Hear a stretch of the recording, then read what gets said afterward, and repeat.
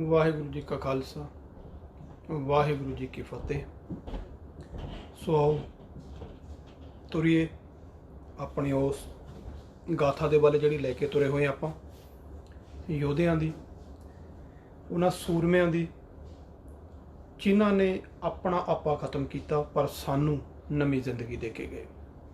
आपां गल छड्डी सी छोटे घल्लूघारे ते कि छोटे घल्लूघारे दे विच किवें तीन चार मिसलां ने मोहरी होके जिन्हां दे विच बाबा दीप सिंह, सरदार जस्सा सिंह आलूवालिया, गुरदेव सिंह डल्लेवालिया ते सुखा सिंह माड़ी कंबोके, इन्हां ने किस ढंग दे नाल टाकरा कीता ते 10,000 सिंह अटे सटे जिहड़ा अंदाजा है वो 10,000 सिंह इस लड़ाई दे विच शहीद होए ने। पहाड़ां नूं चढ़े, पहाड़ियां ने धोखा किया क्योंकि वो लखपत नाल रल चुके थे। उन्होंने अचनचेत हमला कर, क्योंकि सिख ये समझते सी कि सानू मदद लई आए ने मित्र ने, पहाड़ी राजे ने, अपने लोकल रियासतां ने, शायद मन च रहम आ जाए पर ना।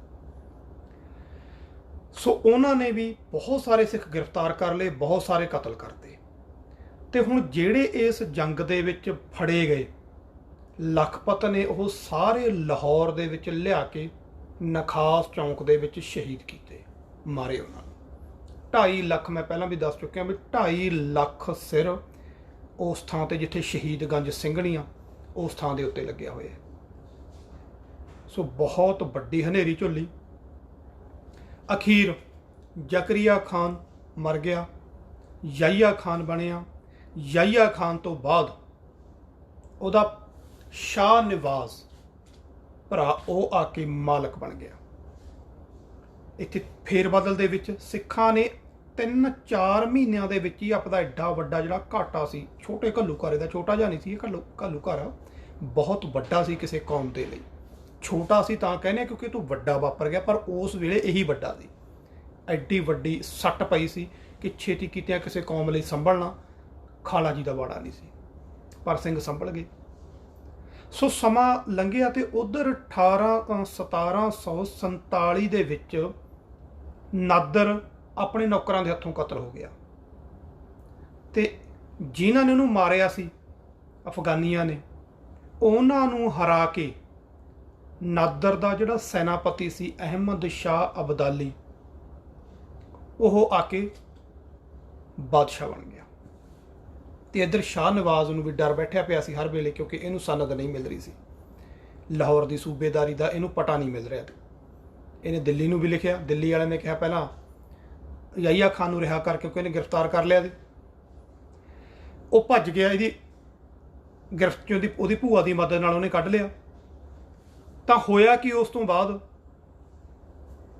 दिल्ली दे विच फेरबदल चलता रहिंदा सी। मैं तुहानूं ये भी दस देवां इत्थे कि कमरूद्दीन दा यह भाणज है जिहड़ा दिल्ली का सब तो वड्डा ते ताकतवर वजीर है, तो इनू हुण खतरा पिया सी कि मेरा बनूंगा की, क्योंकि याहिया खान भज गया, उहदे करके मैनू लाहौर की सूबेदारी मिलनी सी, डरा के कि मैं उन्होंने कतल करूँगा नहीं। तो अदीना बेग की सलाह नाल, क्योंकि अदीना बेग मैं तुहानूं दस्सिया जलंधर दुआब का फौजदार सी और वो हमेशा चाहता सी कि गड़बड़ रहे ताकि मेरा रुतबा कायम रहे। वो सिखां नूं कदे कतल करन लग जांदा, कदे जगीरां दे दिंदा, कदे नवाबियां दे दिंदा, कदे उन्हां दे नाल मिलवर्तन कर लैंदा, कदे फौज च रख लैंदा। मतलब वो बंदा डबल पॉलिसी खेडदा रहा ताकि उहदा जिहड़ा राजसी सुख है वो कायम रहे, उहदे वल किसी दा ध्यान ना जाए। तो उस बंदे ने इनू सलाह दी शाह नवाज नूं भी हुण इक्को एक विकल्प बचदा है अपने कोले, इक्को एक राह है, अहमद शाह अब्दाली नूं बुला लो। इहदे दिमाग नूं गल लग गई।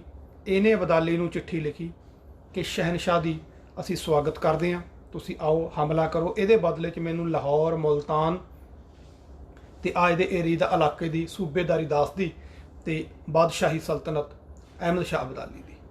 अब्दाली नूं होर की चाहीदा। अदीना बेग ने नाल तां इहनूं भी सलाह देता ते लैटर लिखाता ते नाल ही इस गल दी चुगली दिल्ली दरबार नूं भी भेजती कि थोड़ा जिहड़ा बंदा है लाहौर का सूबेदार अब्दाली नूं बुला रहा है। मैं पहला दस चुकिया कि करमूद्दीन है जिहड़ा वो इहदा मामा है, तो उन्हें एक बड़ी ही इमोशनल भावपूर्त चिट्ठी अपने बेटे नूं लिखी, भाणजे नूं, कि पुत्र आ काम ना कर, लाहौर की वफादारी रख, ਦਿੱਲੀ ਬਾਦਸ਼ਾਹ ਦੀ ਵਫਾਦਾਰੀ ਦਾ ਖਾਪਾ ਇਹਨਾਂ ਦਾ ਨਮਕ ਖਾਧਾ। ਅਹਿਮਦ ਸ਼ਾਹ ਦਾ ਸਾਥ ਨਾ ਦੇ, ਵੱਡਿਆਂ ਵਡੇਰਿਆਂ ਦੀ ਕੁੱਲ ਨੂੰ ਦਾਗ ਨਾ ਲਾ, ਮਰਦ ਬਣ ਅਬਦਾਲੀ ਦਾ ਟਾਕਰਾ ਕਰ, ਉਹਨਾਂ ਦੀ ਮਦਦ ਕਰਨ ਦੀ ਥਾਂ ਤੇ ਲਾਹੌਰ ਤੇ ਮੁਲਤਾਨ ਤੇਰਾ, ਇਹ ਮੇਰੇ ਵੱਲੋਂ ਵਾਅਦਾ ਰਿਹਾ। ਮੈਂ ਪੂਰੀ ਕੋਸ਼ਿਸ਼ ਕਰੂੰਗਾ ਕਿ ਇਹ ਤੇ ਤੇਰਾ ਪੂਰਾ ਹੱਕ ਮੰਨ ਲਿਆ ਜਾਏ।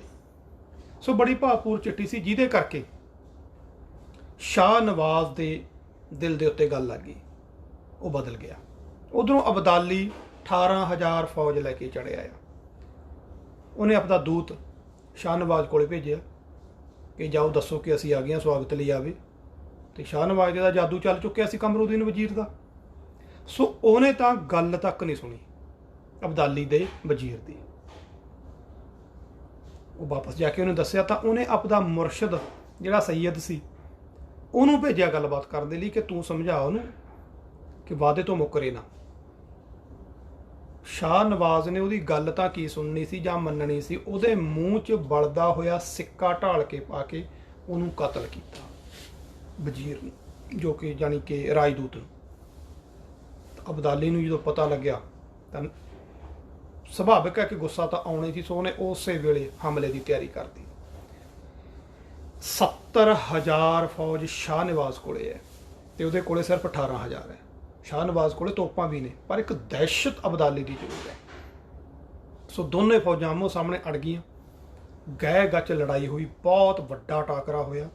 70 ਤੇ 18 ਦਾ ਭਾਵੇਂ ਮੁਲਾਂਕਣ ਸੀ, ਪਰ ਐਨ ਇਸੇ ਵੇਲੇ ਸ਼ਾਹ ਨਵਾਜ਼ ਦਾ ਜਿਹੜਾ ਸੈਨਾਪਤੀ ਸੀ ਪ੍ਰਧਾਨ, ਉਹ ਮਾਰਿਆ ਗਿਆ ਤੇ ਜਿਹੜਾ ਸੈਕੰਡ ਸੈਨਾਪਤੀ ਸੀ ਉਹ ਆਪਣੀਆਂ ਫੌਜਾਂ ਲੈ ਕੇ ਅਬਦਾਲੀ ਨਾਲ ਲੱਗਿਆ।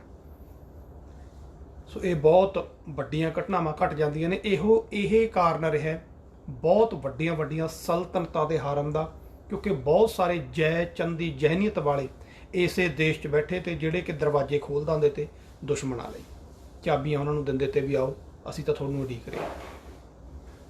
ਬਹੁਤ ਸਾਰੇ ਧਿਆਨ ਸਿੰਘ ਡੋਗਰੇ ਹਰੇਕ ਰਾਜ ਦੇ ਵਿੱਚ ਬੈਠੇ ਹੁੰਦੇ ਤੇ।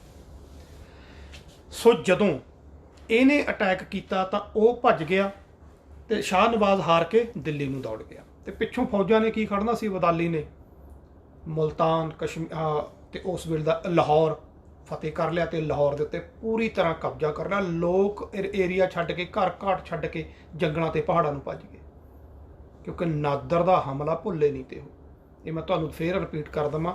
ਨਾਦਰ ਨੇ ਜੋ ਤਬਾਹੀ ਕੀਤੀ ਸੀ, ਹਾਹਾਕਾਰ ਮਚ ਗਈ ਸੀ ਪਿੰਡਾਂ ਦੇ ਪਿੰਡ, ਕਿਉਂਕਿ ਉਸ ਵੇਲੇ ਥੋੜ੍ਹਾ ਜਿਹਾ ਬੈਕਗਰਾਊਂਡ ਤੇ ਜਾ ਕੇ ਦੇਖਿਓ, ਅੱਜ ਵਾਲੇ ਘਰ ਨਹੀਂ ਹੁੰਦੇ ਤੇ ਉਦੋਂ।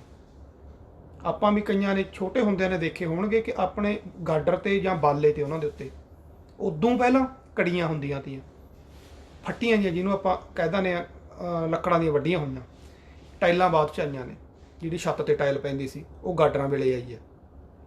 ਉਸ ਤੋਂ ਪਹਿਲਾਂ ਸਾਰੇ ਮਕਾਨ ਕੱਚੇ ਤੇ ਇਸੇ ਤਰ੍ਹਾਂ ਲੱਕੜ ਦੇ ਬਣੇ ਹੁੰਦੇ ਤੇ, ਜਿਵੇਂ ਹੁਣ ਵਿਦੇਸ਼ਾਂ 'ਚ ਬਣੇ ਹੋਏ ਨੇ ਆਪਾਂ ਦੇਖਦੇ ਹਾਂ। ਤੇ ਇਹਨਾਂ ਨੂੰ ਅੱਗ ਬਹੁਤ ਛੇਤੀ ਲੱਗਦੀ ਹੈ ਲੱਕੜ ਦੇ ਮਕਾਨਾਂ ਨੂੰ। ਉਸ ਵੇਲੇ ਵੀ ਘਾਹ ਫੂਸ ਜਿਹਨੂੰ ਕਿ ਆਪਾਂ ਪਰਾਲੀ ਵਗੈਰਾ ਕਹਿ ਲੈਂਦੇ ਹਾਂ, ਉਹਨਾਂ ਚੀਜ਼ਾਂ ਨਾਲ ਤੇ ਲੱਕੜ ਦੇ ਜ਼ਿਆਦਾਤਰ ਮਕਾਨ ਹੁੰਦੇ ਤੇ ਪੱਕਾ ਤਾਂ ਜਿਹੜਾ ਰੀਸ ਹੁੰਦਾ ਸੀ ਉਹਦਾ ਮਕਾਨ ਹੁੰਦਾ ਸੀ। ਤੋ ਇਹ ਜਿਹੜੇ ਲੁਟੇਰੇ ਤੇ ਉੱਥੇ ਉਸ ਵੇਲੇ ਪ੍ਰੋਪਰਟੀ ਕੀ ਸੀ, ਡੰਗਰ ਪਸ਼ੂ, ਖਾਣ ਪੀਣ ਦਾ ਅਨਾਜ, ਮੇਨ ਜਿਹੜੀ ਧਨ ਸੀ ਉਹ ਡੰਗਰ ਔਰ ਪਸ਼ੂ। ਤੇ ਜਿਹਦੇ ਕੋਲੇ ਬਲਦਾਂ ਦੀ ਜੋੜੀ ਹੁੰਦੀ ਸੀ ਉਹਨੂੰ ਏਰੀਏ 'ਚ ਵਧੀਆ ਬੰਦਾ ਮੰਨਿਆ ਜਾਂਦਾ ਸੀ ਵੀ ਖਾਂਦਾ ਪੀਂਦਾ ਭਾਈ ਵਧੀਆ। ਜਿਹਦੇ ਕੋਲੇ 2 ਜੋੜੀਆਂ ਨੇ ਉਹਦਾ ਹੋਰ ਗ੍ਰੇਡ ਹੈ। ਐਂ ਮੱਝਾਂ ਗਾਵਾਂ ਤੋਂ ਅੰਦਾਜ਼ਾ ਲਾਇਆ ਜਾਂਦਾ ਸੀ ਬੰਦੇ ਕੋਲੇ ਕਿੰਨੇ ਕੁ ਡੰਗਰ ਨੇ। ਜੇ ਕਿਸੇ ਕੋਲੇ ਘੋੜੀ ਹੁੰਦੀ, ਉਹ ਪਿੰਡ ਦੇ ਵਿੱਚ ਇੱਕ ਰੁਤਬੇ ਵਾਲਾ ਬੰਦਾ ਹੁੰਦਾ ਸੀ ਵੀ ਘੋੜੀ ਰੱਖੀ ਹੈ ਇਹਨੇ, ਉਹ ਅਮੀਰਾਂ 'ਚ ਗਿਣਿਆ ਜਾਂਦਾ ਸੀ। ਸੋ ਇਸੇ ਢੰਗ ਨਾਲ ਤੇ ਬਾਕੀ ਰਸਦ ਪਾਣੀ ਵੀ ਕਿੰਨਾ, ਕਿਹਦੇ ਕੋਲ ਦਾਣਾ ਪਾਣੀ ਕਿੰਨਾ ਕੁ ਸਟਾਕ ਕੀਤਾ ਹੋਇਆ, ਘਰ 'ਚ ਕੀ ਕੁਛ ਹੈ ਖਾਣ ਨੂੰ। ਸੋ ਇਹ ਚੀਜ਼ਾਂ ਹੀ ਮੁੱਖ ਹੁੰਦੀਆਂ ਤੀਆਂ ਉਸ ਵੇਲੇ। ਜਾਂ ਕਿਸੇ ਕੋਲੇ ਥੋੜ੍ਹਾ ਬਹੁਤਾ ਗਹਿਣਾ ਗੱਟਾ, ਸੋਨਾ ਚਾਂਦੀ ਜਿਹਨੂੰ ਆਪਾਂ ਕਹਿੰਦੇ ਨਾ, ਇਹ ਹੋਊਗਾ, ਇਹ ਧਨ ਸੀ। ਤੇ ਉਹ ਘਰਾਂ ਦੇ ਘਰ ਲੁੱਟ ਕੇ ਉਦੋਂ ਬਾਅਦ ਅੱਗਾਂ ਲਾਉਂਦੇ ਤੇ ਅੱਗ ਤੁਹਾਨੂੰ ਦੱਸਿਆ ਵੀ ਲੱਕੜ ਨੂੰ ਤੇ ਘਾਹ ਫੂਸ ਨੂੰ ਕਿੰਨੀ ਛੇਤੀ ਚੜ੍ਹਨੀ ਹੈ ਅੰਦਾਜ਼ਾ ਲਾ ਸਕਦੇ ਆਪਾਂ, ਜਿਹਦੇ ਕਰਕੇ ਤਬਾਹੀ ਬੇਅੰਤ ਹੁੰਦੀ। ਬਹੂ ਬੇਟੀਆਂ ਨੂੰ ਚੱਕ ਕੇ ਲੈ ਜਾਂਦੇ, ਘਰ 'ਚ ਕੱਖ ਨਹੀਂ ਛੱਡਦੇ ਤੇ ਉਹ। ਸੋ ਉਹ ਦਹਿਸ਼ਤ ਨਾਦਰ ਵਾਲੀ ਉਹਨਾਂ ਦੇ ਅੰਦਰ ਸੀ। ਜਦੋਂ ਅਬਦਾਲੀ ਦਾ ਆਉਣਾ ਸੁਣਿਆ, ਲੋਕ ਪਿੰਡਾਂ ਦੇ ਪਿੰਡ ਖਾਲੀ ਕਰ ਗਏ ਵੀ ਅਬਦਾਲੀ ਆ, ਕਿਉਂਕਿ ਨਾਦਰ ਦੇ ਨਾਲ ਵੀ ਇਹੀ ਸੀ ਨਾ ਜਦੋਂ ਆਇਆ, ਉਹਦਾ ਸੈਨਾਪਤੀ ਸੀ। ਪਿੰਡਾਂ ਵਿੱਚ ਇੱਕ ਮੁਹਾਵਰੇ ਪ੍ਰਚਲਿਤ ਨੇ, ਅੱਜ ਤੱਕ ਵੀ ਇਹ ਮੁਹਾਵਰੇ ਚੱਲਦੇ ਨੇ, ਖਾਧਾ ਪੀਤਾ ਲਾਹੇ ਦਾ ਤੇ ਰਹਿੰਦਾ ਅਹਿਮਦ ਸ਼ਾਹੇ ਦਾ। ਕਿਉਂਕਿ ਇਹਨੇ ਇੰਨੇ ਹਮਲੇ ਕੀਤੇ, ਇੰਨੀ ਵਾਰੀ ਲੁੱਟਿਆ ਇਸ ਦੇਸ਼ ਨੂੰ, ਆਪਾਂ ਅੱਗੇ ਸਾਂਝ ਕਰਾਂਗੇ ਤੇ ਹਮਲਿਆਂ ਦੀ ਕਿੰਨੀ ਵਾਰੀ ਕਿਵੇਂ ਕਿਵੇਂ ਆਏ ਹੈ। ਕਿਉਂਕਿ ਉਹ ਇਹ ਧਾਰਨਾ ਤਾਂ ਬਣੀ ਵੀ ਜਿਹੜਾ ਖਾ ਲਿਆ ਬਸ ਆਪਣਾ ਤਵੀਆ, ਬਾਕੀ ਤਾਂ ਅਬਦਾਲੀ ਨੇ ਲੁੱਟ ਕੇ ਲੈ ਜਾਣਾ। ਖਾਦਾ ਪੀਤਾ ਲਾਹੇ ਦਾ, ਰਹਿੰਦਾ ਅਹਿਮਦ ਸ਼ਾਹੇ ਦਾ ਵੀ ਆਪਣੇ ਕੋਲੇ ਨਹੀਂ ਕੁਝ ਬਚਣਾ, ਸਾਰਾ ਲੈ ਜੂ। ਇਹੋ ਜੀ ਦਹਿਸ਼ਤ ਬੈਠ ਚੁੱਕੀ ਸੀ। ਕਿੱਡਾ ਕੁ ਖੂੰਖਾਰ ਜਰਨੈਲ ਹੋਣਾ, ਕਿੱਡਾ ਕੁ ਖੂੰਖਾਰ ਬਾਦਸ਼ਾਹ ਹੋਣਾ ਇਹ। ਸੋ ਇਹਨੇ ਲਾਹੌਰ ਫਤਿਹ ਕਰ ਲਿਆ ਤੇ ਲਾਹੌਰ ਫਤਿਹ ਕਰਨ ਤੋਂ ਬਾਅਦ ਇਹਨੇ ਆਪਣਾ ਜਰਨੈਲ ਲਾਹੌਰ ਦਾ ਸੂਬੇਦਾਰ ਬਣਾ ਦਿੱਤਾ ਤੇ ਬਾਕੀ ਜਿਹੜੇ ਉੱਥੇ ਦੇ ਬੰਦੇ ਸੀ ਕੈਦ ਕੀਤੇ ਹੋਏ ਉਹ ਆਜ਼ਾਦ ਕਰ ਲਏ। ਲਖਪਤ, ਯਹੀਆ ਖਾਨ, ਮੋਮਨ ਖਾਨ, ਉਹਨਾਂ ਸਾਰਿਆਂ ਨੂੰ ਨਾਇਬ ਬਣਾ ਦਿੱਤਾ ਇਹਨੇ ਦੁਬਾਰੇ, ਉਹਨਾਂ ਦੇ ਅਹੁਦਿਆਂ ਤੇ ਦੁਬਾਰੇ ਬਰਕਰਾਰ ਕਰਤਾ ਤੇ ਆਪ ਫੌਜਾਂ ਲੈ ਕੇ ਦਿੱਲੀ ਨੂੰ ਤੁਰ ਪਿਆ। ਰਸਤੇ ਵਿੱਚ ਵੱਡਾ ਏਰੀਆ ਸਰਹੰਦ ਦਾ ਉਹਨਾਂ ਦੀ, ਤਾਂ ਸਰਹੰਦ ਦਾ ਹਾਕਮ ਐਡਾ ਕੁ ਬਹਾਦਰ, ਉਹ ਜਦੋਂ ਅਬਦਾਲੀ ਦਾ ਆਉਣਾ ਸੁਣਿਆ ਆਪਦੀਆਂ ਫੌਜਾਂ ਲੈ ਕੇ ਸਰਹੰਦ ਛੱਡ ਕੇ ਲੰਘ ਗਿਆ। ਆਪਦੀਆਂ ਬੇਗਮਾਂ ਵੀ ਲੈ ਕੇ ਨਹੀਂ ਗਿਆ, ਉਹਨਾਂ ਨੂੰ 1000 ਫੌਜੀ ਦੇ ਹਵਾਲੇ ਕਰ ਗਿਆ ਵੀ ਇਹਦੀ ਰੱਖੀ ਕਰੋ। ਅਬਦਾਲੀ ਦਾ ਟਾਕਰਾ 1000 ਫੌਜੀ ਕਰੂਗਾ, ਬੇਗਮਾਂ ਵੀ ਛੱਡ ਗਿਆ। ਸੋ ਜਦੋਂ ਅਬਦਾਲੀ ਆਇਆ ਤਾਂ ਉਹਨੇ ਵਿਚਾਰੇ ਨੇ 1000 ਬੰਦੇ ਨੇ ਕੀ ਲੜਨਾ ਸੀ। ਸੋ ਇਹਨੇ ਉਹਦੀਆਂ ਸਾਰੀਆਂ ਬੇਗਮਾਂ, ਬਹੂ, ਬੇਟੀਆਂ, ਜੋ ਵੀ ਔਰਤ ਸੀ ਸਾਰੀਆਂ ਹਰਮ ਵਿੱਚ ਦਾਖਲ ਕਰ ਲਈਆਂ, ਜਾਣੀ ਕਿ ਲੁੱਟ ਕੇ ਲੈ ਗਿਆ। ਸਰਹੰਦ ਲੁੱਟਿਆ ਤੇ ਉਧਰੋਂ ਸ਼ਾਹ ਨਵਾਜ਼ ਦਿੱਲੀ ਪਹੁੰਚ ਗਿਆ। ਉਹਨੇ ਦੱਸਿਆ ਜਾ ਕੇ ਵੀ ਅਬਦਾਲੀ ਆ ਗਿਆ, ਆਪਣੇ ਤੋਂ ਤਾਂ ਟਾਕਰਾ ਹੋਇਆ ਨਹੀਂ, ਹੁਣ ਮੈਂ ਤੁਹਾਡੀ ਸ਼ਰਨ 'ਚ ਆਇਆ। ਮੁਹੰਮਦ ਸ਼ਾਹ ਨੇ 2 ਲੱਖ ਫੌਜ ਦੀ ਤਿਆਰੀ ਕੀਤੀ। ਵਜ਼ੀਰ ਕਮਰੂਦੀਨ ਦੀ ਅਗਵਾਈ ਤੇ ਸ਼ਹਿਜ਼ਾਦਾ ਅਹਿਮਦ ਨਾਮ ਤਰੀਕ ਸੈਨਾਪਤੀ ਉਹ ਸੀ, ਪਰ ਅਸਲੀ ਸਾਰੀ ਕਮਾਂਡ ਕਮਰੂਦੀਨ ਵਜ਼ੀਰ ਕੋਲੇ ਸੀ। ਸੋ ਇਹ ਆਏ ਤੇ ਆਮੋ ਸਾਹਮਣੇ ਦੋਨੋਂ ਫੌਜਾਂ ਹੋ ਗਈਆਂ। ਹੁਣ ਬਹੁਤ ਫਰਕ ਸੀ, ਬੈਲੈਂਸ ਬਹੁਤ ਵੱਡਾ ਫਰਕ ਸੀ ਫੌਜਾਂ ਦਾ। ਇੱਕ ਪਾਸੇ ਅਬਦਾਲੀ ਤੇ ਇੱਕ ਪਾਸੇ ਦਿੱਲੀ ਦੀਆਂ ਫੌਜਾਂ, ਪਰ ਜੁਰਤ ਔਰ ਦਲੇਰੀ ਅਬਦਾਲੀ ਕੋਲੇ ਵੱਧ ਸੀ। ਸੋ ਉਹ ਬਹੁਤ ਜੀ ਤੋੜ ਕੇ ਲੜੇ, ਬਹੁਤ ਜਾਨ ਦੇ ਨਾਲ ਲੜੀਆਂ ਦਿੱਲੀ ਦੀਆਂ ਫੌਜਾਂ ਤੇ ਅਬਦਾਲੀ ਦੀਆਂ। ਮਤਲਬ ਇਹ ਸਮਝ ਲਓ ਵੀ ਇੱਕ ਏਕੜੀ ਦਾ ਫੈਸਲਾ ਕਰਕੇ ਚੱਲ ਰਹੇ ਤੇ, ਪਰ ਐਨ ਇਸੇ ਵਕਤ ਵਜ਼ੀਰ ਕਰਮੂਦੀਨ ਮਾਰਿਆ ਗਿਆ। ਉਹਦਾ ਡਿੱਗਣਾ ਸੀ ਕਿ ਫੌਜਾਂ ਦੇ ਪੈਰ ਉਖੜ ਗਏ, ਉਹ ਹਾਰ ਜਾਂਦੀਆਂ ਫੌਜਾਂ। ਜੇ ਐਨ ਉਸੇ ਵਕਤ ਵਜ਼ੀਰ ਕਰਮੂਦੀਨ ਦਾ ਮੁੰਡਾ ਮਯੂਦੀਨ ਮੁਲਕ ਉਹ ਆ ਕੇ ਅਗਵਾਈ ਨਾ ਸਾਂਭ ਲਾਂਦਾ, ਉਹਨੇ ਸਾਂਭ ਲਈ। ਉਹ ਇੰਨਾ ਕੁ ਗੁੱਸੇ ਤੇ ਦਲੇਰੀ ਨਾਲ ਲੜਿਆ ਆਪਣੇ ਬਾਪ ਦਾ ਬਦਲਾ ਲੈਣ ਦੇ ਲਈ, ਇੰਨੀ ਕੁ ਬਹਾਦਰੀ ਦੇ ਨਾਲ ਲੜਿਆ, ਅਬਦਾਲੀ ਪੈਰ ਛੱਡ ਗਿਆ ਤੇ ਮੈਦਾਨ ਛੱਡ ਕੇ ਨੱਸ ਗਿਆ। ਅਬਦਾਲੀ ਨੂੰ ਹਰਾ ਦਿੱਤਾ। ਪਹਿਲਾ ਹਮਲਾ ਅਬਦਾਲੀ ਦਾ, ਜਿਹਦੇ ਵਿੱਚ ਅਬਦਾਲੀ ਨੂੰ ਹਾਰ ਖਾਣੀ ਪਈ। ਅਬਦਾਲੀ ਨੂੰ ਬੁਰੀ ਤਰ੍ਹਾਂ ਹਰਾ ਕੇ, ਬਸ ਜਿਹੜੀ ਉਹਦੀ ਬੰਦੇ ਦੀ ਕਮਜ਼ੋਰੀ ਸੀ ਉਹ ਇਹ ਸੀ ਕਿ ਉਹਨੇ ਹਾਰੇ ਹੋਏ ਅਬਦਾਲੀ ਦਾ ਪਿੱਛਾ ਨਹੀਂ ਕਰਿਆ। ਅਬਦਾਲੀ ਆਰਾਮ ਨਾਲ ਹੌਲੀ ਹੌਲੀ ਜਾਂਦਾ ਗਿਆ ਤੇ ਉਹ 4-5 ਦਿਨ ਉੱਥੇ ਹੀ ਬੈਠਾ ਰਿਹਾ ਮੀਰ ਆਪਣਾ ਇਹ ਫੌਜਾਂ ਲੈ ਕੇ।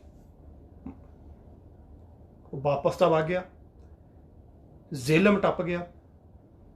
ਭਾਵੇਂ ਉਹ ਲੁੱਟ ਦਾ ਮਾਲ ਬਹੁਤ ਲੈ ਗਿਆ ਸੀ, ਪਰ ਜਦੋਂ ਉੱਥੇ ਤੱਕ ਪਹੁੰਚਿਆ ਪੰਜਾਬ ਦੇ ਬਰੂਹਾਂ 'ਚ ਸਿੱਖ ਵੀ ਮਗਰ ਲੱਗ ਗਏ, ਕਿਉਂਕਿ ਇਹ ਕਦੇ ਵੀ ਕਿਸੇ ਹਮਲਾਵਰ ਨੂੰ ਇਸ ਤਰ੍ਹਾਂ ਨਹੀਂ ਜਾਣ ਦਿੰਦੇ ਤੇ ਵੀ ਬੰਦਾ ਸੁੱਕਾ ਹੀ ਲੰਘ ਜੇ ਤੇ ਕਹੇ ਜਾ ਕੇ ਸਾਡਾ ਕਿਸੇ ਨੇ ਟਾਕਰਾ ਨਹੀਂ ਕੀਤਾ। ਉਹਦੇ ਪਿਛਲੇ ਹਿੱਸੇ ਤੇ ਅਟੈਕ ਸ਼ੁਰੂ ਕਰਤੇ ਰਾਤ ਦੇ 12 ਵਜੇ, 1-2-4 ਦਿਨ ਛੱਡ ਕੇ ਅਟੈਕ ਕਰਦੇ। ਇੱਥੇ ਮੈਂ ਫੇਰ ਸਾਂਝ ਕਰ ਜਾਵਾਂ, ਜਿਹੜੇ 12 ਵਜਣ ਨੂੰ ਸਿੱਖਾਂ ਦਿਆਂ ਨੂੰ ਮਜ਼ਾਕ ਕਰਕੇ ਦੇਖਦੇ ਨੇ ਨਾ, ਇੱਥੋਂ ਸ਼ੁਰੂ ਹੋਏ ਨੇ। ਬਹੂ ਬੇਟੀਆਂ ਦੀਆਂ ਇੱਜ਼ਤਾਂ ਬਚਾਉਣ ਲਈ ਰਾਤ ਨੂੰ 12 ਵਜੇ ਜਾਗਦੇ ਸੀ।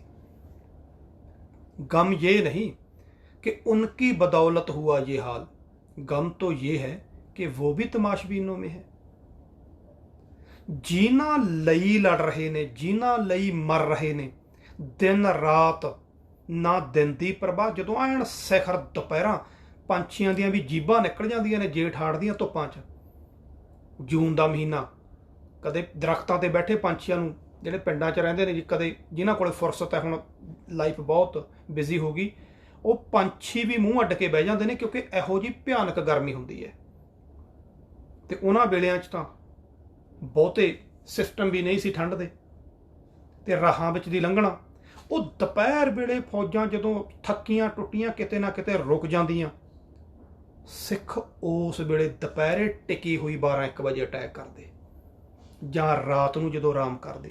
ਹੁਣ ਆ ਅੰਦਾਜ਼ਾ ਲਾ ਲਓ ਸਿੱਖ ਫੌਜੀ ਕਿਹੜੇ ਵੇਲੇ ਆਰਾਮ ਕਰਦੇ ਹੋਣਗੇ। ਹਰ ਵੇਲੇ ਦਿਮਾਗ ਚਾਹੀਏ ਕਿ ਨਾ ਉਹ ਚੀਕਾਂ ਧੀਆਂ ਭੈਣਾਂ ਦੀਆਂ ਕੰਨਾਂ 'ਚ ਪੈ ਰਹੀਆਂ ਨੇ, ਯਾਰ ਅਸੀਂ ਕਿਵੇਂ ਸੌਂ ਜਾਈਏ। ਇੱਥੋਂ ਦੇ ਰਾਜੇ ਬਾਦਸ਼ਾਹ ਸੁੱਤੇ ਪਏ ਨੇ, ਚੀਕਾਂ ਉਹਨਾਂ ਨੂੰ ਵੀ ਸੁਣਦੀਆਂ ਨੇ, ਹੱਥ ਬੰਨੀ ਖੜੇ ਨੇ ਅਬਦਾਲੀ ਦੇ ਮੂਹਰੇ। ਕੋਈ ਨਹੀਂ ਖੰਘ ਰਿਹਾ। ਖੰਘ ਰਹੇ ਕੌਣ ਨੇ?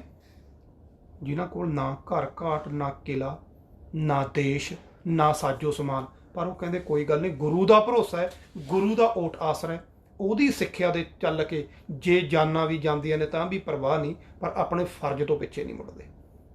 ਉਹ ਅਟੈਕ ਕਰਦੇ ਨੇ ਦਿਨ ਦੇ 12 ਵਜੇ ਤੇ ਰਾਤ ਦੇ 12 ਵਜੇ, ਨਾਦਰ ਤੇ ਵੀ ਤੇ ਅਬਦਾਲੀ ਤੇ ਵੀ। ਉਹਦੇ ਨਗਾਰ 'ਚ ਹੀ ਹਰ ਰੋਜ਼ ਜਦੋਂ ਜੇ ਗਰਮੀਆਂ ਨੇ ਤਾਂ ਦੁਪਹਿਰੇ ਵੀ, ਸਰਦੀਆਂ 'ਚ ਰਾਤ ਨੂੰ। ਅਟੈਕ ਦੇ ਵਿੱਚ ਤੋਂ ਪਹਿਲਾਂ ਨਗਾਰ 'ਚ ਹੀ ਖੜਕਾ ਕੇ ਨਗਾਰੇ ਰੌਲਾ ਪਾਉਂਦੇ ਸੀ, ਸਿੱਖਾਂ ਦੇ 12 ਵੱਜ ਗਏ, ਉਹਨਾਂ ਦਾ ਅਟੈਕ ਹੋਣ ਵਾਲਾ, ਸਾਵਧਾਨ ਹੋ ਜਾਓ। ਸਾਰੀ ਸਾਰੀ ਰਾਤ ਫੌਜਾਂ ਬੈਠੀਆਂ ਰਹਿੰਦੀਆਂ, ਸੌਂਦੇ ਨਹੀਂ, ਤੇ ਜਿਹਦੇ ਕਰਕੇ ਉਹਨਾਂ ਦੀਆਂ ਨੀਂਦਾਂ ਹਰਾਮ ਹੋ ਗਈਆਂ। ਹਰ ਰੋਜ਼ ਤਾਂ ਹਮਲਾ ਕਰਦੇ ਨਹੀਂ, ਤੇ ਜਦੋਂ ਉਹਨਾਂ ਨੂੰ ਲੱਗਦਾ ਵੀ ਹੁਣ ਅਵੇਸਲੇ ਹੋ ਗਏ, 2 ਦਿਨ ਛੱਡ ਕੇ 3 ਦਿਨ ਛੱਡ ਕੇ ਫਿਰ ਅਟੈਕ ਕਰਦੇ। ਇਹ ਸੀ ਸਿੱਖਾਂ ਦੇ ਅਟੈਕ ਕਰਨ ਦਾ ਕਾਰਨ, ਔਰ 12 ਵੱਜਣ ਦਾ ਜਿਹੜਾ ਸਿਧਾਂਤ ਹੈ। ਔਰ ਗੁਰੂ ਪਾਤਸ਼ਾਹ ਕਿਰਪਾ ਕਰਨ ਇਹੋ ਜਿਹੇ 12 ਕੌਮ ਦੇ ਹਮੇਸ਼ਾ ਵੱਜਦੇ ਰਹਿਣ, ਜਿਹੜੇ ਆਪਣੇ ਫਰਜ਼ ਔਰ ਕੌਮ ਨੂੰ ਉੱਪਰ ਚੱਕਣ ਦਾ ਜਾਵੇ। ਕੋਈ ਗੱਲ ਨਹੀਂ, ਵਿਰੋਧੀ ਤਾਂ ਮਜ਼ਾਕ ਵੀ ਕਰਦੇ ਹੁੰਦੇ ਨੇ, ਮਨੋਬਲ ਡੇਗਣ ਦੇ ਲਈ ਬਹੁਤ ਕੁਛ ਕਰਦੇ ਨੇ, ਬਹੁਤ ਹੱਥ ਕੰਡੇ ਉਪਰਾਉਂਦੇ ਨੇ, ਉਹ ਆਪਣਿਆਂ 'ਚ ਵੀ ਹੁੰਦੇ ਨੇ ਤੇ ਬਗਾਨਿਆਂ 'ਚ ਵੀ। ਸੋ ਇਹੋ ਜਿਹੇ ਲੋਕਾਂ ਦੀ ਪਰਵਾਹ ਕਰੇ ਬਿਨਾਂ ਬੇਪਰਵਾਹ ਹੋ ਕੇ ਅੱਗੇ ਵਧੋ, ਗੁਰੂ ਪਾਤਸ਼ਾਹ ਦਾ ਸਿਧਾਂਤ ਲੈ ਕੇ ਚੱਲੋ, ਅੰਗ ਸੰਗ ਗੁਰੂ ਪਾਤਸ਼ਾਹ ਹਮੇਸ਼ਾ ਰਹਿਣਗੇ। ਸੋ ਹੁਣ ਅਬਦਾਲੀ ਇੱਥੋਂ ਤਾਂ ਮੁੜ ਗਿਆ ਹਾਰ ਖਾ ਕੇ। ਇਹ ਕਰਮੂਦੀਨ ਦਾ ਜਿਹੜਾ ਬੇਟਾ ਸੀ ਉਹ ਲਾਹੌਰ ਆ ਗਿਆ, ਅਬਦਾਲੀ ਦਾ ਪਿੱਛਾ ਕਰਦਾ ਕਰਦਾ। ਹੁਣ ਪਿੱਛੇ ਵਜ਼ਾਰਤ ਬਦਲ ਗਈ, ਕਰਮੂਦੀਨ ਤਾਂ ਰਿਹਾ ਨਹੀਂ, ਉਹਦੀ ਥਾਂ ਤੇ ਦੂਜਾ ਵਜ਼ੀਰ ਬਣ ਗਿਆ, ਤੇ ਉਹ ਚਾਹੁੰਦਾ ਨਹੀਂ ਸੀ ਕਿ ਹੁਣ ਇਹਦਾ ਬੇਟਾ ਇੱਥੇ ਆ ਕੇ ਵਜ਼ੀਰ ਬਣੇ। ਉਹਨੇ ਉਸੇ ਵੇਲੇ ਆਪਣੀ ਪੂਰੀ ਤਾਕਤ ਬਣਾ ਕੇ ਬਾਦਸ਼ਾਹ ਵੱਲੋਂ, ਕਿਉਂਕਿ ਬਾਦਸ਼ਾਹ ਕਮਜ਼ੋਰ ਸੀ, ਉਹਦੇ ਵੱਲੋਂ ਹੁਕਮ ਭੇਜ ਦਿੱਤਾ ਕਿ ਤੁਸੀਂ ਲਾਹੌਰ ਤੇ ਮੁਲਤਾਨ ਦੀ ਸੂਬੇਦਾਰੀ ਸੰਭੋ। ਹੁਣ ਇਹ ਬੰਦਾ ਕੌਣ ਹੈ? ਕਰਮੂਦੀਨ ਦਾ ਮੁੰਡਾ। ਸਿੱਖ ਇਤਿਹਾਸ ਦੇ ਵਿੱਚ ਬਹੁਤ ਵੱਡਾ ਮੋੜ ਆਉਣ ਵਾਲਾ ਹੈ। ਹੁਣ ਤੱਕ ਤੁਸੀਂ ਲਾਹੌਰ ਦੇ ਸੂਬੇਦਾਰ ਜ਼ਕਰੀਆ ਖਾਨ, ਯਹੀਆ ਖਾਨ, ਲਖਪਤ ਹੋਰੀ, ਮੋਮਨ ਖਾਨ, ਇਹ ਸੁਣੇ ਨੇ, ਇਹਨਾਂ ਦੀ ਆਪਾਂ ਗੱਲਬਾਤ ਕਰਦੇ ਆਏ ਹਾਂ। ਲੰਬਾ ਸਮਾਂ ਇਹਨਾਂ ਨੇ ਖੋਪਰੀਆਂ ਲਾਈਆਂ, ਚਰਖੜੀਆਂ ਤੇ ਚਾੜੇ, ਬੰਦ ਕੱਟੇ, ਬੇਅੰਤ ਜ਼ੁਲਮ ਕੀਤੇ ਇਹਨਾਂ ਨੇ, ਪਰ ਹਲੇ ਜ਼ੁਲਮ ਦਾ ਸਿਖਰ ਨਹੀਂ ਹੋਇਆ। ਆਇਆ ਹੁਣ ਇਹਦਾ ਨਾਮ ਜੋ ਸਿੱਖ ਇਤਿਹਾਸ 'ਚ ਹੈ, ਕਿਉਂਕਿ ਮੈਂ ਪੂਰਾ ਨਾਮ ਬੋਲਦਾ ਰਿਹਾ, ਸ਼ਾਇਦ ਜਿਹੜੇ ਸਮਝਦਾਰ ਵਿਦਵਾਨ ਸੱਜਣ ਨੇ ਉਹਨਾਂ ਨੂੰ ਪਤਾ ਵੀ ਕੌਣ ਹੈ। ਇਹਦਾ ਛੋਟਾ ਨਾਮ ਜਿਹੜਾ ਸਿੱਖ ਕੌਮ ਦੇ ਵਿੱਚ ਪ੍ਰਚਲਿਤ ਹੈ ਉਹ ਹੈ ਮੀਰ ਮੰਨੂ। ਤੇ ਮੀਰ ਮੰਨੂ ਦੇ ਜ਼ੁਲਮ ਜੋ ਸੀ, ਉਹਦੇ ਬਾਬਤ ਸਿੱਖ ਇਤਿਹਾਸ ਦੇ ਵਿੱਚ ਇਹ ਅਖਾਣ, ਇਹ ਮੁਹਾਵਰਾ, ਇਹ ਬੋਲੀ ਪ੍ਰਚਲਿਤ ਹੋ ਗਈ। ਲੋਕ ਇੱਥੋਂ ਤੱਕ ਕਹਿਣ ਲੱਗ ਪਏ ਸੀ, ਮੰਨੂ ਸਾਡੀ ਦਾਤਰੀ, ਅਸੀਂ ਮੰਨੂ ਦੇ ਸੋਏ, ਜਿਉਂ ਮੰਨੂ ਵੱਢਦਾ ਅਸੀਂ ਦੂਣ ਸਵਾਏ ਹੋਏ। ਇਹਨੇ ਇੰਨੇ ਕੁ ਜ਼ੁਲਮ ਕੀਤੇ ਨੇ ਸਿੱਖਾਂ ਦੇ, ਕਿਉਂਕਿ ਜਿਹੜਾ ਵੀ ਆਉਂਦਾ ਸੀ ਉਹ ਇਹ ਕਹਿੰਦਾ ਸੀ ਮੇਰੇ ਤੋਂ ਪਹਿਲਾਂ ਵਾਲਾ ਸੀ ਜਿਹੜਾ ਸ਼ਾਇਦ ਉਹਨੇ ਥੋੜੀ ਬਹੁਤੀ ਨਰਮੀ ਰੱਖੀ ਹੋ, ਮੈਂ ਸਿਖਰ ਲਾਉਂ। ਤੇ ਹੁਣ ਤੱਕ ਤੁਸੀਂ ਇੱਕ ਗੱਲ ਹੋਰ ਵੀ ਨੋਟ ਕੀਤੀ ਹੋਣੀ ਕਿ ਮੈਂ ਬਹੁਤਾ ਬੀਬੀਆਂ ਦੇ ਸ਼ਹੀਦ ਹੋਣ ਬਾਰੇ ਨਹੀਂ ਦੱਸਿਆ, ਕਿਉਂਕਿ ਬਹੁਤ ਘੱਟ ਘਟਨਾਵਾਂ ਵਾਪਰੀਆਂ ਨੇ, ਪਰ ਇੱਥੋਂ ਹੁਣ ਕਤਲੇਆਮ ਔਰਤਾਂ ਦਾ ਵੀ ਸ਼ੁਰੂ ਹੋ ਗਿਆ। ਆਪਾਂ ਅੱਗੇ ਜਾ ਕੇ ਹੁਣ ਸਾਂਝ ਕਰਦੇ ਹਾਂ। ਇੱਥੋਂ ਪਹਿਲਾਂ ਇਹਦੇ ਬਾਬਤ ਥੋੜਾ ਜਿਹਾ ਜਾਣ ਲਈਏ। ਇਹ ਜਦੋਂ ਹਮਲਾ ਹੋਇਆ, ਇਸ ਹਮਲੇ ਵਿੱਚ ਇਹਨੇ ਲਾਹੌਰ ਜਾ ਕੇ ਅਟੈਕ ਕੀਤਾ। ਲਖਪਤ, ਮੋਮਨ ਖਾਂ ਅਤੇ ਹੋਰ ਜਿਹੜੇ ਵੀ ਬੰਦੇ ਸੀ ਇਹਨੇ ਸਭ ਕੈਦ ਕਰ ਲਏ, ਕਿਉਂਕਿ ਲਾਹੌਰ ਨੂੰ ਕਬਜ਼ੇ 'ਚ ਕਰ ਲਿਆ। ਮੁਲਤਾਨ ਇਹਨੇ ਆਪਣਾ ਜਿਹੜਾ ਦੀਵਾਨ ਬਣਾਇਆ, ਦੀਵਾਨ ਕੌੜਾ ਮੱਲ। ਹੁਣ ਕਮਾਲ ਦੇਖੋ, ਦੀਵਾਨ ਕੌੜਾ ਮੱਲ ਇਹਦਾ ਦੀਵਾਨ ਹੈ, ਔਰ ਦੀਵਾਨ ਕੌੜਾ ਮੱਲ ਇਹ ਸਮਝ ਲਓ ਸਹਿਜਧਾਰੀ ਸਿੱਖ ਹੈ, ਔਰ ਬਹੁਤ ਸਿੱਖਾਂ ਦੀ ਰਿਸਪੈਕਟ ਕਰਦਾ ਹੈ, ਦਿਲੋਂ ਹਮਦਰਦੀ ਹੈ ਉਹਨੂੰ, ਜਿਹਦੇ ਕਰਕੇ ਸਿੱਖ ਇਤਿਹਾਸ ਦੇ ਵਿੱਚ ਦੀਵਾਨ ਕੌੜਾ ਮੱਲ ਜੀ ਨੂੰ ਪਿਆਰ ਦੇ ਨਾਲ, ਸਤਿਕਾਰ ਦੇ ਨਾਲ ਸਿੱਖ ਮਿਸਲਾਂ ਵਿੱਚ ਤੇ ਸਿੱਖਾਂ ਵਿੱਚ ਉਹਨੂੰ ਕੌੜਾ ਮੱਲ ਨਹੀਂ, ਮਿੱਠਾ ਮੱਲ ਕਹਿ ਕੇ ਬੁਲਾਇਆ ਜਾਂਦਾ ਸੀ। ਇਹ ਸਤਿਕਾਰ ਦਾ ਭਾਵ ਸੀ। ਇਸੇ ਤਰ੍ਹਾਂ ਜਿਹੜਾ ਦੀਵਾਨ ਸੁੱਚਾ ਆਨੰਦ ਸੀ ਵਜ਼ੀਰ ਖਾਨ ਦਾ, ਉਹ ਸਿੱਖ ਇਤਿਹਾਸ ਦੇ ਵਿੱਚ ਝੂਠਾ ਆਨੰਦ ਕਹਿ ਕੇ ਪ੍ਰਚਲਿਤ ਹੈ। ਉਹਨੂੰ ਸੁੱਚਾ ਆਨੰਦ ਨਹੀਂ ਕਿਹਾ ਜਾਂਦਾ ਸੀ, ਵੀ ਤੂੰ ਝੂਠਾ ਆਨੰਦ ਹੈ, ਸੁੱਚਾ ਆਨੰਦ ਨਹੀਂ। ਤੇ ਉਹ ਪਰੰਪਰਾ ਕਿਸੇ ਨਾ ਕਿਸੇ ਢੰਗ ਦੇ ਨਾਲ ਅੱਜ ਤੱਕ ਚੱਲੀ ਆ ਰਹੀ ਹੈ। ਅਸੀਂ ਆਮ ਤੌਰ ਤੇ ਬੰਦੇ ਦੀ ਕਰਤੂਤ, ਜੇ ਕੋਈ ਨਾਮਵਰ ਬੰਦਾ ਹੈ ਤੇ ਉਹਦੀ ਕਰਤੂਤ ਮਾੜੀ ਹੈ, ਆਮ ਤੌਰ ਤੇ ਸਾਡੇ ਸਿੱਖ ਉਹਦਾ ਨਾਮ ਬਦਲ ਕੇ ਉਹਦੇ ਔਕਾਤ ਮੁਤਾਬਕ ਲਿਖਣਾ ਜਾਂ ਬੋਲਣਾ ਸ਼ੁਰੂ ਕਰ ਦਿੰਦੇ ਨੇ।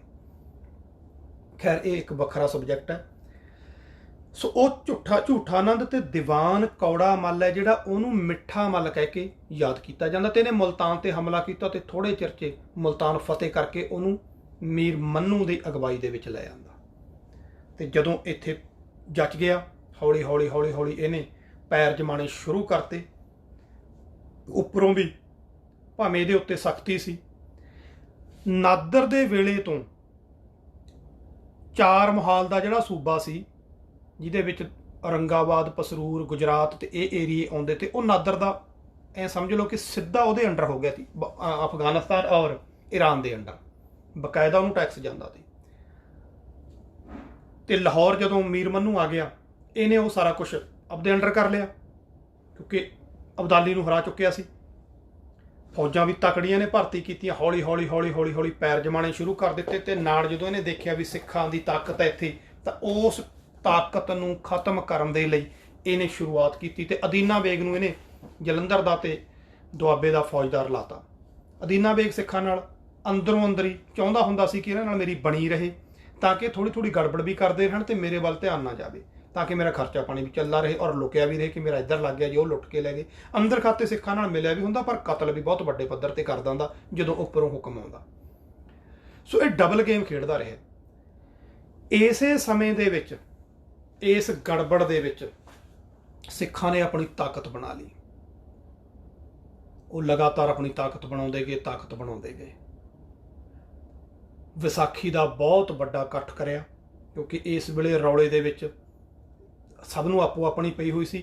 ਤੇ ਵਿਸਾਖੀ ਦੇ ਵਿੱਚ ਸਿੱਖਾਂ ਨੇ ਦਰਬਾਰ ਸਾਹਿਬ, ਜੋ ਕਿ ਪੂਰਾ ਹਾਲ ਕੀਤਾ ਪਿਆ ਸੀ, ਢਹਿ ਢੇਰੀ ਕੀਤਾ ਪਿਆ ਸੀ, ਉਹਨੂੰ ਨਵੇਂ ਸਿਰਿਓਂ ਮੁਰੰਮਤ ਕਰਨ ਦੀ ਸੋਚ ਲਈ।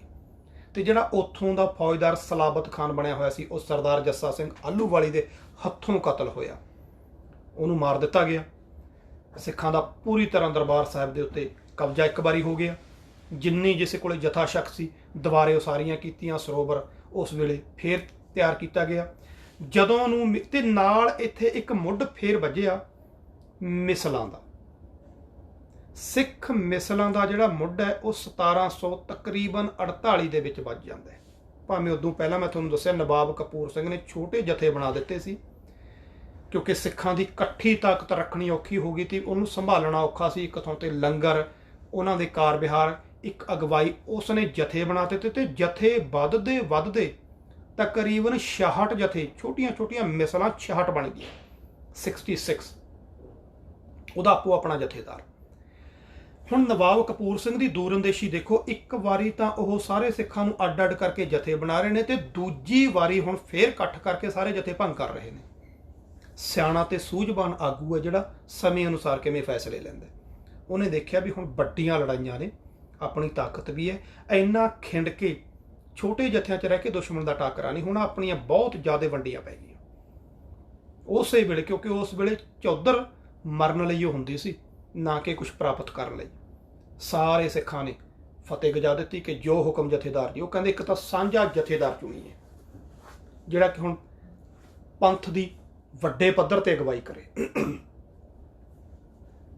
ਉਸ ਵੇਲੇ ਸਭ ਦੀ ਨਿਗਾਹ ਸਰਬਸੰਮਤੀ ਨਾਲ ਫੈਸਲਾ ਹੋਇਆ। ਸਰਦਾਰ ਜੱਸਾ ਸਿੰਘ ਆਹਲੂਵਾਲੀਆ ਨੂੰ ਕੌਮ ਦਾ ਬਾਦਸ਼ਾਹ ਚੁਣਿਆ ਗਿਆ, ਆਗੂ ਚੁਣਿਆ ਗਿਆ, ਜਥੇਦਾਰ ਚੁਣਿਆ ਗਿਆ।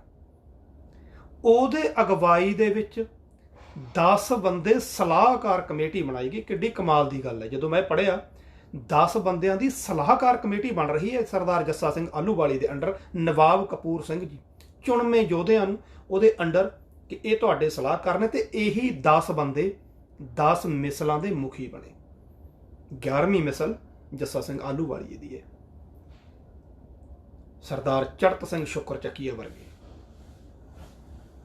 ਉਹ ਸਾਰੀਆਂ ਮਿਸਲਾਂ ਜਿਹੜੀਆਂ 11 ਮਿਸਲਾਂ ਦੀ ਆਪਾਂ ਗੱਲ ਕਰਦੇ ਹਾਂ ਉਹ ਅਗਵਾਈ ਵਿੱਚ ਆ ਗਈਆਂ। ਉਹਨਾਂ ਦੇ ਉਹ ਮੋਢੀ ਸੀ ਤੇ ਹਰੇਕ ਸਿੱਖ ਨੂੰ ਫਿਰ ਇਹ ਆਮ ਹੁਕਮ ਹੋ ਗਿਆ ਕਿ ਜਿਹੜੀ ਮਰਜ਼ੀ ਮਿਸਲ 'ਚ ਬਿਨਾਂ ਵਿਤਕਰੇ ਤੋਂ ਤੁਸੀਂ ਰਲ ਸਕਦੇ ਹੋ, ਕਿਸੇ ਲਈ ਕੋਈ ਰੋਕ ਨਹੀਂ, ਕੋਈ ਟੋਕ ਨਹੀਂ, ਕੋਈ ਉੱਚਾ ਨਹੀਂ, ਕੋਈ ਨੀਵਾਂ ਨਹੀਂ, ਸਾਰੀਆਂ ਮਿਸਲਾਂ ਬਰਾਬਰ ਨੇ, ਸਾਰੇ ਭਾਈ ਨੇ। ਜਿਹੜੀ ਮਰਜ਼ੀ ਮਿਸਲ 'ਚ ਜਾ ਸਕਦੇ ਹੋ, ਜਦੋਂ ਚਾਹੋ ਉਹ ਮਿਸਲ 'ਚ ਤੁਹਾਨੂੰ ਕੋਈ ਦਿੱਕਤ ਆਉਂਦੀ ਹੈ ਦੂਜੀ ਮਿਸਲ 'ਚ ਵਗ ਜਾਓ, ਰੁਤਬਾ ਫੇਰ ਵੀ ਉਹੀ ਰਹੂਗਾ। ਇਹ ਭਾਵਨਾ ਤੇ ਇਹ ਪਿਆਰ ਸੀ। ਸੋ ਸਾਰੇ ਦਲ ਖਾਲਸੇ ਦਾ ਮੁਖੀ ਸਰਦਾਰ ਜੱਸਾ ਸਿੰਘ ਆਹਲੂਵਾਲੀਏ ਨੂੰ ਥਾਪ ਦਿੱਤਾ ਗਿਆ। ਇਹ ਲੜਾਈਆਂ ਚੱਲਦੀਆਂ ਰਹੀਆਂ ਤੇ ਉਦੋਂ ਬਾਅਦ ਉੱਥੋਂ ਨਿਕਲੇ ਤਾਂ ਮੀਰ ਮੰਨੂ ਨੇ ਫੇਰ ਦਰਬਾਰ ਸਾਹਿਬ ਦੇ ਉੱਤੇ ਕਬਜ਼ਾ ਕਰਕੇ ਫਿਰ ਉਹਨੂੰ ਢਹਿ ਢੇਰੀ ਕਰਨਾ ਸ਼ੁਰੂ ਕਰ ਦਿੱਤਾ। ਪਾਬੰਦੀਆਂ ਲਾ ਦਿੱਤੀਆਂ, ਸਰੋਵਰ ਦੇ ਵਿੱਚ ਐਲਾਨ ਕਰਤਾ ਕਿ ਕੋਈ ਸਿੱਖ ਦਰਬਾਰ ਆਉਂਦਾ ਗੋਲੀ ਮਾਰ ਦਿਓ। ਚਾਰੇ ਪਾਸੇ ਸਿੱਖ ਐਨੇ ਨੂੰ ਫੇਰ ਜੰਗਲਾਂ ਨੂੰ ਲੰਘ ਗਏ ਆਪਣੀ ਹੋਰ ਤਾਕਤ ਸੈੱਟ ਕਰਨ ਦੇ ਲਈ। ਤੇ ਇੱਧਰ ਕੋਈ ਵੀ ਬੰਦਾ ਦਰਬਾਰ ਸਾਹਿਬ ਆ ਨਹੀਂ ਸਕਦਾ ਸੀ। ਤਾਂ ਇਸ ਵੇਲੇ ਸਰਦਾਰ ਸੁੱਖਾ ਸਿੰਘ ਮਾੜੀ ਕੰਬੋਕੇ, ਕਈ ਵਾਰੀ ਜੇਕਰ ਤੁਸੀਂ ਇਹਨਾਂ ਦਾ ਸੁਣ ਚੁੱਕਿਆ, ਕਿੰਨੇ ਕੁ ਬਹਾਦਰ ਹੋਣਗੇ ਅੰਦਾਜ਼ਾ ਲਾ ਲਿਓ। ਛੋਟੇ ਘੱਲੂ ਘਰ 'ਚ ਮੋਢੀ ਭੂਮਿਕਾ ਨਿਭਾਈ ਹੈ ਇਹਨਾਂ ਨੇ, ਬਹੁਤ ਅੱਗੇ ਹੋ ਕੇ ਲੜੇ ਨੇ। ਪੱਟ ਤਾਂ ਟੁੱਟਣ ਦੇ ਬਾਵਜੂਦ, ਕਿਉਂਕਿ ਗੋਲਾ ਵੱਜ ਕੇ ਲੱਤ ਟੁੱਟ ਚੁੱਕੀ ਸੀ, ਫੇਰ ਵੀ ਲੜਦੇ ਰਹੇ। 8 ਮਹੀਨਿਆਂ 'ਚ 9 ਹੋ ਗਏ।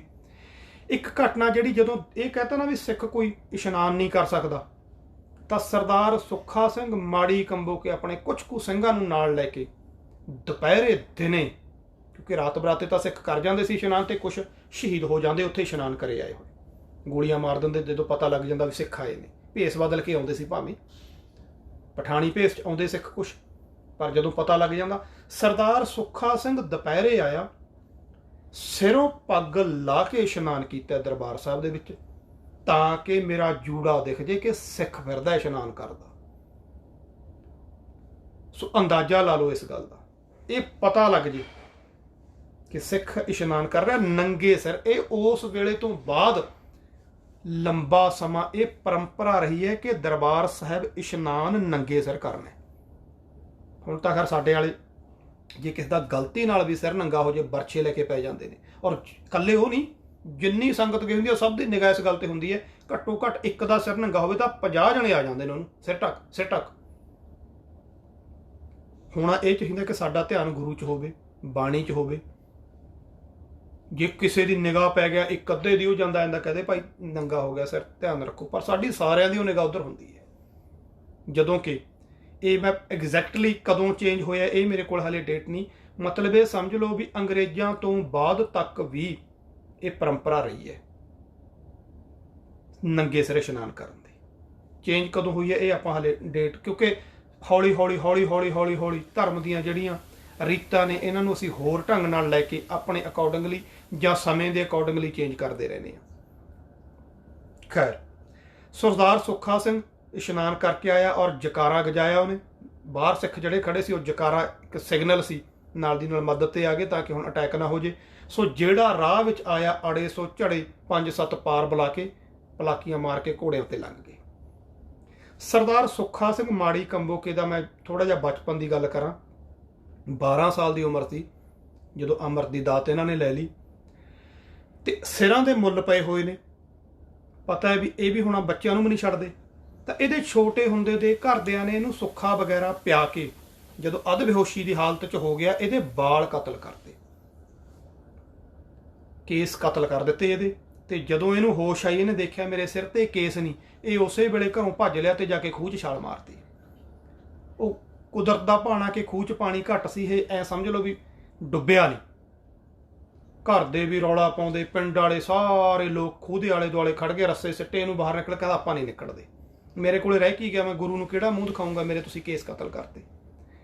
ਬਾਹਰ ਨਿਕਲੋ, ਇਹਨੇ ਇਨਕਾਰ ਕਰਤਾ ਵੀ ਮੈਂ ਬਾਹਰ ਨਹੀਂ ਆਉਂਦਾ। ਅਖੀਰ ਨੂੰ ਪਿੰਡ ਦਾ ਇੱਕ ਸਿਆਣਾ ਪਤਵੰਤਾ ਪਹੁੰਚਿਆ, ਉਹਨੇ ਇੱਕ ਗੱਲ ਕਹੀ, ਕਹਿੰਦਾ ਕਾਕਾ ਆਹ ਕੋਈ ਬਹਾਦਰੀ ਹੈ ਮਰਨ ਵਾਲੀ? ਜੇ ਜੀ ਕਰਦਾ ਮਰਨ ਨੂੰ, ਕਿਸੇ ਦੁਸ਼ਮਣ ਦਾ ਸਿਰ ਲਾ ਦੇ, ਲੋਕ ਯਾਦ ਕਰਨਗੇ। ਐ ਆਤਮ ਹੱਤਿਆ ਕਰੇ ਨੂੰ ਤੈਨੂੰ ਕਿਹਨੇ ਪੁੱਛਣਾ ਕਿ ਤੂੰ ਮਰ ਗਿਆ? ਆਹ ਗੱਲ ਦਿਲ ਤੇ ਲੱਗੀ ਇੱਕ ਬੱਚੇ ਦੇ ਕਿ ਕੁਛ ਕਰਕੇ ਮਰ। ਉਸੇ ਵੇਲੇ ਰੱਸਾ ਫੜਿਆ ਤੇ ਬਾਹਰ ਆ ਗਿਆ ਤੇ ਜਾ ਕੇ ਦਲ ਖਾਲਸਾ ਦੇ ਵਿੱਚ ਸ਼ਾਮਲ ਹੋ ਗਿਆ। ਉਹ ਬੱਚਾ ਜਿਹੜਾ 12 ਸਾਲ ਦੀ ਉਮਰ 'ਚ ਆਤਮ ਹੱਤਿਆ ਕਰ ਰਿਹਾ ਸੀ, ਤੁਸੀਂ ਦੇਖੋ ਇਤਿਹਾਸ ਦੇ ਵਿੱਚ ਸੁਨਹਿਰੇ ਅੱਖਰਾਂ 'ਚ ਨਾਮ ਹੈ ਉਹਦਾ, ਕਦੇ ਨਹੀਂ ਭੁੱਲਣਾ। ਮੱਸੇ ਰੰਗੜ ਵਾਲੀ ਘਟਨਾ ਇਹਦੇ ਨਾਮ ਦੇ ਨਾਲ ਪੂਰੀ ਤਰ੍ਹਾਂ ਜੁੜ ਗਈ। ਬਾਕੀ ਘਟਨਾਵਾਂ ਬਹੁਤ ਨੇ ਜਿਹੜੀਆਂ ਪਰ ਪਿੱਛੇ ਰਹਿ ਗਈਆਂ। ਮੱਸੇ ਰੰਗੜ ਵਾਲੀ ਸੀ, ਹਰ ਬੱਚਾ ਜਾਣਦਾ ਜਿਹੜਾ ਸਿੱਖੀ ਇਤਿਹਾਸ ਨੂੰ ਪਿਆਰ ਕਰਦਾ। ਇਹ ਸੁੱਖਾ ਸਿੰਘ ਮਾੜੀ ਕੰਬੋਕੇ ਤੇ ਮਹਿਤਾਬ ਸਿੰਘ ਮੀਰਾਂ ਕੋਟੀਆ, ਇਹਨਾਂ ਪਿੰਡਾਂ ਦੇ ਇਹ ਦੋਨੋਂ ਯੋਧੇ ਸੀ ਜਿਹੜੇ ਮੱਸੇ ਰੰਗੜ ਦਾ ਸਿਰ ਵੱਢ ਕੇ ਲਿਆਏ ਤੇ ਵੱਡਾ ਛੋਟਾ ਘੱਲੂਘਾਰਾ ਸਿਰ ਦੇ ਉੱਤੋਂ ਲੰਘਾਇਆ। ਤੇ ਇਹ ਸ਼ਹੀਦ ਵੀ ਮੋਹਰੀ ਹੋ ਕੇ ਲੜਦੇ ਹੋਏ ਤੇ ਕੌਮ ਨੇ ਬਹੁਤ ਇਹ ਸਮਝ ਲਓ ਅਫਸੋਸ ਪ੍ਰਗਟ ਕੀਤਾ ਸੀ ਇਸ ਯੋਧੇ ਦੀ ਮੌਤ ਦੇ ਉੱਤੇ, ਕਿਉਂਕਿ ਬਹੁਤ ਕਮਾਲ ਦਾ ਸੂਰਬੀਰ ਸੀ। ਸਰਦਾਰ ਬੁੱਢਾ ਸਿੰਘ ਉਸ ਵੇਲੇ ਦਲ ਖਾਲਸਾ ਦੇ, ਜਾਂ ਇਹ ਕਹਿ ਲਓ ਕਿ ਦਲ ਖਾਲਸਾ ਭਾਵੇਂ ਪ੍ਰੋਪਰਲੀ ਹੋਂਦ 'ਚ ਨਹੀਂ ਆਇਆ ਸੀ, ਪਰ ਦਲ ਖਾਲਸਾ ਬਣ ਚੁੱਕਿਆ ਸੀ। ਉਸ ਵੇਲੇ ਬਾਸਰ ਕੇ ਬੀੜ ਦੇ ਵਿੱਚ ਮੱਸੇ ਦਾ ਸਿਰ ਲਿਜਾ ਕੇ ਬੁੱਢਾ ਸਿੰਘ ਦੇ ਪੈਰਾਂ 'ਚ ਰੱਖਿਆ ਸੀ। ਸੋ ਇਹ ਸੀ ਸੁੱਖਾ ਸਿੰਘ ਮਾੜੀ ਕੰਬੋਕੇ, ਜਿਹੜਾ ਦੁਸ਼ਮਣ ਨੂੰ ਚੈਲੰਜ ਕਰਦਾ ਹੋਇਆ ਦਿਨ ਦਿਹਾੜੇ ਇਸ਼ਨਾਨ ਕਰਕੇ ਗਿਆ। ਤੇ ਇਧਰੋਂ ਮੀਰ ਮੰਨੂ ਨੇ ਹੁਣ ਆਪਣਾ ਇਲਾਕਾ ਸਾਫ਼ ਕਰਨ ਦੇ ਲਈ ਸਿੱਖਾਂ ਬਾਰੇ ਪਤਾ ਕਰਕੇ ਹੁਕਮ ਕਰ ਦਿੱਤਾ। ਗਸ਼ਤੀ ਫੌਜਾਂ ਚਾੜਦੀਆਂ ਤੇ ਅਦੀਨਾ ਬੇਗ ਨੂੰ ਸਪੈਸ਼ਲ ਹਦਾਇਤ ਕੀਤੀ ਕਿ ਮੈਨੂੰ ਪਤਾ ਲੱਗਿਆ ਤੇਰੇ ਇਲਾਕੇ 'ਚ ਸਿੱਖ ਬੜੇ ਆਰਾਮ ਨਾਲ ਰਹਿੰਦੇ ਨੇ, ਤੇ ਉਹਨੂੰ ਹਦਾਇਤ ਗਈ ਤਾਂ ਉਹਨੇ ਵੀ ਕਤਲੇਆਮ ਸ਼ੁਰੂ ਕਰ ਦਿੱਤਾ। ਵੱਡਾ ਜਿਹੜਾ ਇਹਨੇ ਘਟਨਾਵਾਂ ਘਟੀਆਂ, ਔਰਤਾਂ ਤੇ ਬੱਚਿਆਂ ਨੂੰ ਵੀ ਖਤਮ ਕਰਨਾ ਸ਼ੁਰੂ ਕਰਤਾ। ਕਹਿੰਦਾ ਸਿੱਖਾਂ ਦਾ ਜਿਹੜਾ ਖੁਰਾਖੋਜ ਹੈ ਉਹ ਮਿਟਾ ਦਿਓ। ਸੋ ਬਹੁਤ ਕਹਿਰ ਢਾਇਆ, ਬੜਾ ਵੱਡਾ ਜ਼ੁਲਮ ਹੋਇਆ। ਇੰਨੇ ਨੂੰ ਉਧਰੋਂ ਅਬਦਾਲੀ ਨੇ ਫੇਰ ਤਿਆਰੀਆਂ ਕਰ ਲਈਆਂ ਪੂਰੀ ਤਾਕਤ ਦੇ ਨਾਲ ਹਮਲਾ ਕਰਨ ਦੀਆਂ। ਦਿੱਲੀ ਦੇ ਵਿੱਚ ਗੜਬੜਾਂ ਚੱਲ ਰਹੀਆਂ ਨੇ, ਮੀਰ ਮੰਨੂ ਵਿਚਾਲੇ ਫਸਿਆ ਹੋਇਆ, ਉਧਰੋਂ ਅਬਦਾਲੀ ਦਾ ਭੈ ਤੇ ਉਧਰੋਂ ਦਿੱਲੀ ਵੀ ਉਹਨੂੰ ਕੋਈ ਬਹੁਤਾ ਸਾਥ ਨਹੀਂ ਦੇ ਰਹੀ।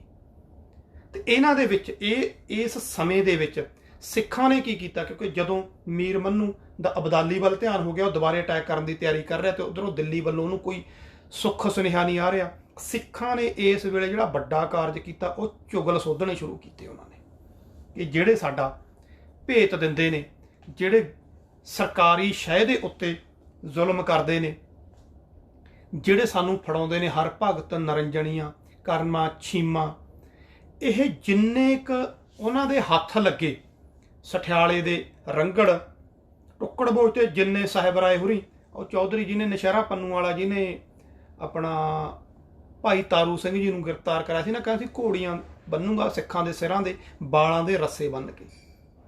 ਉਹ ਮਤਲਬ ਸਨਮੁਖ ਰਾਏ ਵਗੈਰਾ ਜਿੰਨੇ ਚੌਧਰੀ ਤੇ ਤਕਰੀਬਨ ਚੁਗਲ ਚੌਧਰੀ 10 ਤੋਂ 12 ਜਿਹੜੇ ਵੱਡੇ ਦੁਸ਼ਮਣ ਤੇ ਸਾਰੇ ਤੇਗ ਦੇ ਧਾਰ ਲੰਘਾਤੇ, ਕੋਈ ਨਹੀਂ ਬਖਸ਼ਿਆ। ਹੁਣ ਇਹਦਾ ਇੱਕ ਫਾਇਦਾ ਇਹ ਹੋਇਆ ਕਿ ਹੁਣ ਛੇਤੀ ਕੀਤੇ ਚੁਗਲੀ ਕਰਨੋਂ ਹਟ ਗਏ। ਪਹਿਲਾਂ ਸਿੱਖ ਕੋਸ਼ਿਸ਼ ਕਰਦੇ ਹੁੰਦੇ ਸੀ ਵੀ ਇਹੋ ਜਿਹਾ ਕੰਮ ਨਾ ਕਰਿਆ ਜਾਵੇ, ਫਿਰ ਛੇਤੀ ਕੀਤਿਆਂ ਕਿਸੇ ਨੇ ਚੁਗਲੀ ਕਰਨੀ ਜਾਂ ਸਰਕਾਰ ਦੀ ਮਦਦ ਕਰਨੀ ਛੱਡਤੀ। ਹੁਣ ਲੜਾਈ ਦੋਏ ਧਿਰਾਂ 'ਚ ਸਿੱਧੀ ਰਹਿ ਗਈ ਸੀ, ਸਰਕਾਰ ਔਰ ਸਿੱਖਾਂ 'ਚ। ਪਬਲਿਕ ਵਿੱਚੋਂ ਬਾਹਰ ਹੋ ਗਈ, ਇੰਨੀ ਕੁ ਦਹਿਸ਼ਤ ਪੈ ਗਈ ਉਹਨਾਂ ਤੇ ਸਿੱਖ ਵੀ ਤਾਕਤ ਫੜ ਚੁੱਕੇ ਨੇ। ਸੋ ਕਿਸ ਢੰਗ ਦੇ ਨਾਲ ਫਿਰ ਅੱਗੇ ਟਾਕਰਾ ਹੋਇਆ, ਅੱਗੇ ਸਾਂਝ ਕਰਾਂਗੇ। ਕੱਲ੍ਹ ਨੂੰ 12 ਵਜੇ ਸ਼ੇਅਰ ਆਪਾਂ ਕਰ ਦਾਂਗੇ ਅਮਰੀਕਾ ਦੇ ਭਰਾ ਨੇ ਵਰਿੰਦਰ ਸਿੰਘ ਗੋਲਡੀ ਤੇ ਜਗਮੋਹਨ ਸਿੰਘ ਜੀ ਹੋਰੀ, ਉਹਨਾਂ ਨਾਲ ਸਾਂਝ ਹੈ ਵੱਡੇ ਘੱਲੂਘਾਰੇ ਦੀ, ਆਪਾਂ ਉਹ ਸਾਂਝ ਕਰਾਂਗੇ। ਰਾਤ ਅਸੀਂ ਕਿਉਂਕਿ ਅੱਜ ਥੋੜ੍ਹਾ ਜਿਹਾ ਮੈਨੂੰ ਲੱਗਦਾ ਇਕਾਗਰਤਾ ਬਣੀ ਨਹੀਂ ਹੋਣੀ, ਕਿਉਂਕਿ ਘਰ ਚੇਂਜ ਕੀਤਾ, ਅਸੀਂ ਸਾਰੀ ਰਾਤ ਇੱਧਰ ਲੱਗੇ ਰਹੇ ਹਾਂ ਸਮਾਨ ਵਗੈਰਾ ਸ਼ਿਫਟ ਕਰਨ ਤੇ। ਸੋ ਸਾਰਾ ਦਿਨ ਤੇ ਸਾਰੀ ਰਾਤ ਇੱਧਰ ਲੱਗ ਗਈ ਸੀ। ਨਵਾਂ ਥਾਂ ਤੇ ਆਇਆ, ਤੁਸੀਂ ਸ਼ਾਇਦ ਦੇਖ ਰਹੇ ਹੋਵੋਗੇ ਕਿ ਥੋੜ੍ਹਾ ਜਿਹਾ ਬੈਠਣ ਦਾ ਵੀ ਤੇ ਸਿਸਟਮ ਸਹੀ ਨਹੀਂ ਆ ਰਿਹਾ। ਸੋ ਮੈਂ ਟੈਂਪਰੇਰੀ ਜਿਹਾ ਇੱਥੇ ਮੋਬਾਈਲ ਰੱਖ ਕੇ ਬੈਠਿਆ ਸੀ। ਸੋ ਮਾਫੀ ਚਾਹੂੰਗਾ ਕਿਸੇ ਨੂੰ ਵੀ ਥੋੜ੍ਹਾ ਜਿਹਾ ਇਕਾਗਰਤਾ ਦੀ ਕਮੀ ਲੱਗੀ ਹੋਊਗੀ।